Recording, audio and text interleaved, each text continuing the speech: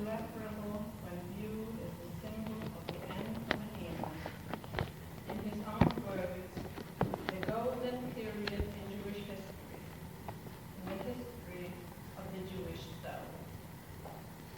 The heavenly gates had been closing in on Polish Jewry, had been left slightly open just long enough to receive the souls of its She'eri Kapita, the last surviving children. Abraham Joshua Heschel has now crossed that threshold. In a sense, he met me before I had the privilege of meeting him. Upon liberation on July 27, 1944, I immediately began sending what was to become a long series of letters to 38 Broadway. That is the address of the Jewish Theological Seminary of America, where my brother had been a student before the war, and which, to my knowledge, was his last residence. The war was not yet over, and so it was not until sometime in 1945 that one of those letters arrived at its destination. Instead of forwarding that letter to my brother, who had by then graduated and served as a rabbi in Connecticut, the decision was made to open and read it. Perhaps this was done out of consideration for him, to soften the blow in case the message was too shocking. As I recall it, it was brief. Everyone was killed. I survived. Send me readmission papers to the seminary. The man who read and translated my first life signal was another Polish Jew, himself rather new at the seminary, Abraham Joshua Heschel. 2 more years passed before I arrived at the seminary. For the following 3 years, I sat in his class. This is a deliberate choice of words. The physical me sat in class. But what he had to say about a merciful God, a God of justice and righteousness, a God of pathos and concern, was as distant from what I knew about who or what God really was as was 3080 Broadway from the Highway from Harika, the cities of slaughter. The difference between being here and having been there. I knew why he was speaking as he did.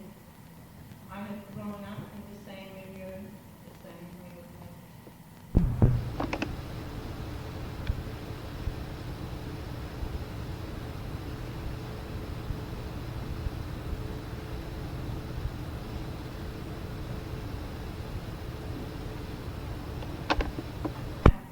I thought was a flagrant sacrilege, as she used Heschel Hakushim, a profanation of the memory of the martyrs. Dr. Heschel, I would believe, how dare you speak of the God of chaos? Even Abraham bargained with him. The prophet spoke of his outrage. The mystics, the Hasidim, quarreled with him. But he replied, what should have been our answer to Auschwitz? Should this people called to be a witness to the God of mercy and compassion persist in its witness and cling to the words of Job, even if he slay me, yet will I trust in him? Or should this people follow the advice of Job's wife, curse God and die? It is surprising that he even quoted alternatives. But this was about the furthest he allowed himself or his students. His answer was clear and unequivocal, and he expected the same of others. As Eugene Barwood states, in the passion of his own belief, he was unmoved. He had no room for skeptics. One had the impression that he viewed the mere thought of God's involvement in the Holocaust a greater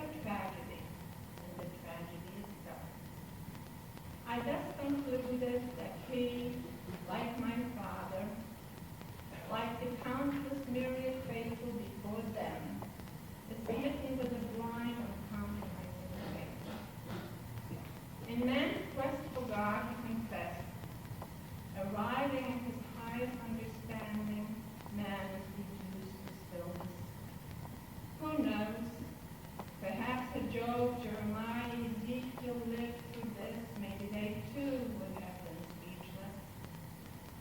For there is not a word in my tongue, but lo, Lord, thou knowest it all. Heschel quotes the Psalms. Or maybe he was suffering the way he describes his people suffer through the centuries.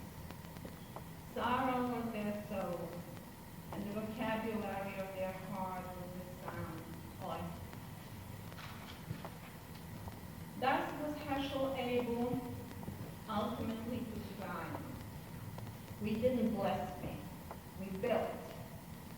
We knew that to repudiate God would be to continue the house. And then he said, we all died in Auschwitz, yet our faith survived. How would the world have looked at the Jewish people if the survivors of the concentration camps had gone the path of assimilation? Flight from God, from Judaism? This survivor didn't flee, Professor Heschel, but not out of consideration at how the world will look at us,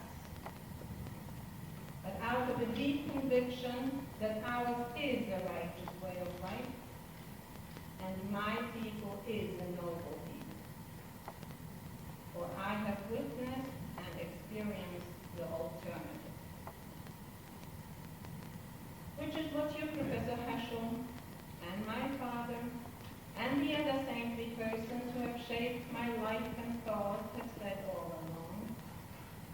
It is this view of the Jew as the Or Lagoyim, as a light unto the nations, which gave them all the strength to lay down their lives if need be. This conviction they bequeathed to me. I pledge to do no less. No, it was not easy to make my peace with God and man.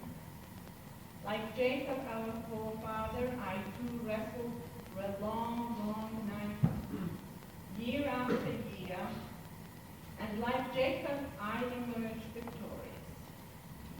Life alone was not enough a reward for my suffering.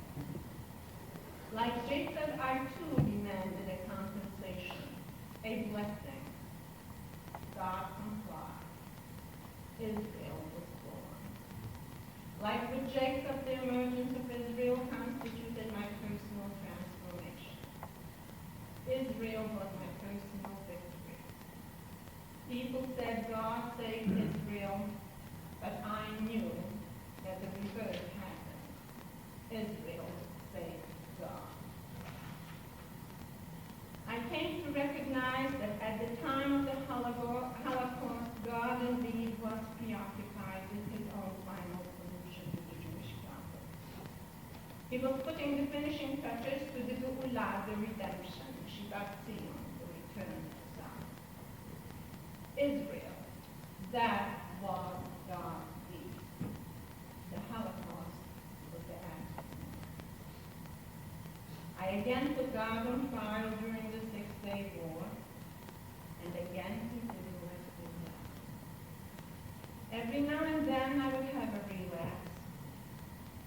Not long ago, I heard Rabbi Bruce deliver a beautiful scholarly lecture on the philosophy of Abraham and Joshua Heschel. Again, the category, the accuser, and me prevailed. Rabbi Bruce, I inquired, where does the Holocaust fit into this scheme of things? Rabbi Bruce kindly, unbeknowingly to me, solicitously wrote to Professor Heschel, and back came the reply. Not an hour goes by without my feeling the unbearable shock of what happened. I have been trying for 25 years to put together some notes I have written on this issue. This I am convinced of. And it is for this reason, too, that I am pained that we went so soon. So much unfinished work. In mourning to put by the destruction, we bewail not only the actual losses of life, and the Jewish treasure house, but also the potential losses of lives yet unborn, thoughts yet unthought, ideas yet not expressed, worlds not yet discovered. So it is with the passing of Abraham Joshua Heschel.